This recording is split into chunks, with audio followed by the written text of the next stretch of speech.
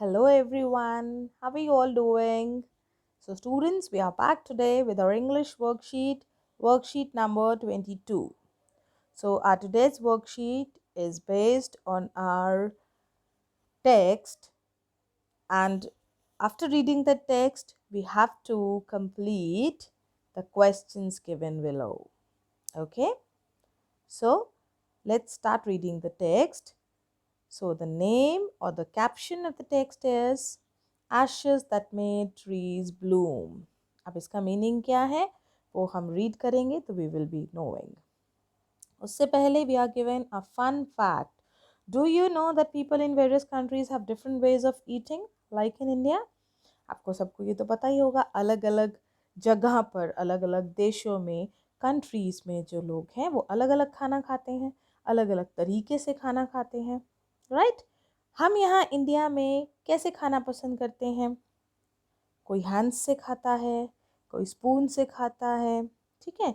Similarly people in Japan eat with chopsticks. आपने भी देखा होगा, ये यहाँ पर आपको पिक्चर में दिख रही हैं ऐसे दो डंडियाँ आपको दिखती होंगी ना, जिनसे जापान में, चाइना में जो है लोग खाना खाते हैं, जो लकड़ी की बनी होती हैं. They are called chopsticks.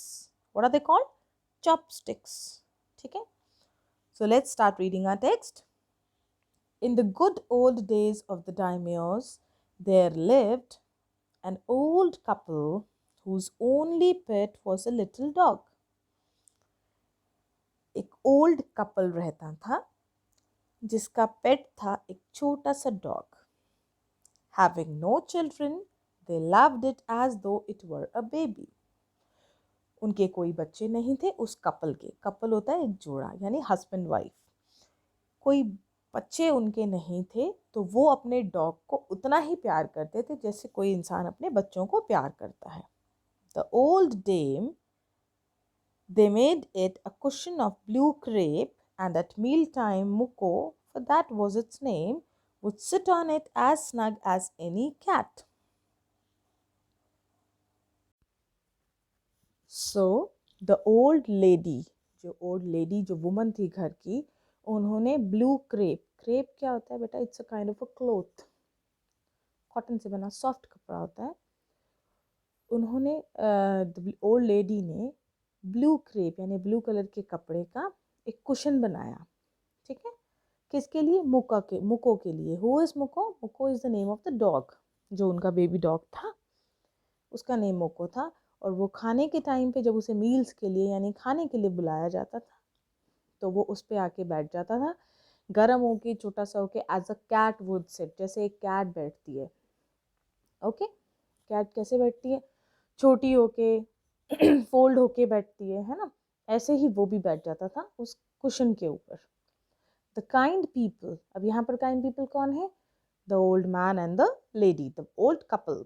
The kind people fed the pet with tidbits of fish from their own chopsticks. जब वो खाना खा रहे होते थे तो छोटे छोटे फिश के टुकड़े, टिडबिट्स, छोटे छोटे टुकड़े जो थे वो उसे दे देते थे और अपनी चॉपस्टिक्स से उसे खिलाते थे. And all the boiled rice it wanted. उसके साथ जो वो बॉयल यानी उबले हुए चावल वो खा रहे होते थे वो भी उसे देते थे. Thus treated the dumb creature. Who is the dumb creature here? जो बोल नहीं सकता कौन है? वो डॉग.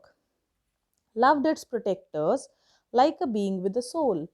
और वो उन्हें बहुत अच्छे से उनकी प्रोटेक्शन करता था डॉग बदले में, और उन्हें बहुत प्यार करता था. The old man being a rice farmer. जो ओल्ड मैन था वो क्या था? राइस फार्मर था. Went daily with hoe और spade. अपने औजारों को, हो और स्पेड ये औजारों के नाम हैं, टूल्स के. उनके साथ वो फील्ड्स में जाता था daily, working hard from morning until Otentosama. O टेंटो Sama means यानी सुबह से लेकर शाम तक. यहाँ जो जापानीज हैं वहाँ पर वो सन को ओ टेंटो सामा कहते हैं. ठीक है. तो इसीलिए कहा गया है कि वो सुबह से लेके शाम तक, उस टाइम तक जब तक सन जो है वो पहाड़ों के पीछे नहीं चली जाता यानी शाम नहीं हो जाती, तब तक जो है ओल्ड मैन जो है फील्ड्स में काम करता था. Every day the dog followed him to work. रोज जो है वो डॉग उसके साथ साथ फील्ड्स में जाता था. Never once harming the white heron. Heron is a kind of a bird, जो बगुला टाइप के बर्ड होते हैं और जो छोटे छोटे कीड़ों को वहाँ से उठा के खाते हैं फील्ड्स में से. तो वो ध्यान रखता था डॉग कि वो जो हिरन है, वाइट कलर के जो बर्ड्स हैं, उनको वो कोई भी नुकसान ना पहुंचाए. That walked in the footsteps of the old man to pick up the worms. जो कि ओल्ड मैन जब खेत में काम कर रहा था तो वो उसके पीछे पीछे चलते थे, क्योंकि वो मिट्टी हटाता था. उसके नीचे से कीड़े निकलते थे और वो बर्ड्स जो है उन कीड़ों को खाते थे. For the old fellow was patient and kind to everything. जो ओल्ड मैन था वो बहुत सब्र वाला, बहुत पेशेंट था और हर चीज़ के लिए वो बहुत काइंड था. छोटे छोटे वर्म्स के लिए भी वो बहुत काइंड था.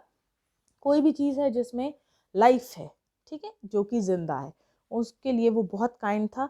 And often turned up a sod on purpose to give food to the birds. और वो अपनी क्रॉप का एक हिस्सा भी जो है वो बर्ड्स को फीड कर देता था. और वो सबके लिए वो सोचता था सबको फूड मिले, ठीक है. हर चीज़ के लिए बहुत काइंड था. हर चीज़ जिसके अंदर लाइफ है, एवरी लिविंग क्रीचर के लिए वो बहुत काइंड था. Okay, so this way we have read this whole paragraph. Now we will come back to the questions. Match the following words meaning with their corresponding pictures. यानी यहाँ पर इस column में हमें वर्ड दिया है और यहाँ पर उसकी पिक्चर दी है. Okay, Deimos lord. Deimos lord जो थे वो जापान में एक पर्टिकुलर डायनेस्टी थी, एक पर्टिकुलर पीरियड था जहाँ पर डायमोस जो है रूल करते थे और उन्हें भगवान की तरह समझा जाता था. तो उनकी पिक्चर कौन सी होगी? This one.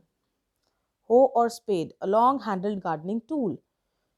कोई भी औजार लंबे हाथ वाला जिसे गार्डनिंग के लिए यानी खेत में काम करने के लिए इस्तेमाल किया जाता है, वो है ये. ठीक है. Otentosama, another name for sun. Sun के लिए एक और name Otentosama. So that would be sun. तो आप ऐसे इन तीनों पिक्चर्स को बेटा ऐसे मैच करेंगे. Okay, this with this, this and this. Okay, इस तरीके से आप तीनों पिक्चर्स की मैचिंग करेंगे. Okay, so let's move to the next question. Read the passage and answer the following questions. हमारा फर्स्ट क्वेश्चन क्या है? whom did the old couple love? उनके पास कैट था, डॉग था, शीप था और children. So they didn't have any children, they had a dog. So B is the correct answer. They made it a cushion of, उन्होंने किस चीज का cushion बनाया? Blue crepe, red crepe, green crepe, yellow crepe. Yes, blue crepe. Third question, what was the name of the pet? What was the name? Toto, Miko, Tento, Muko. Muko. Okay. So now, this way we come to the end of our worksheet, students. Complete your work in time and send it to your teacher. Okay, bye-bye and thank you.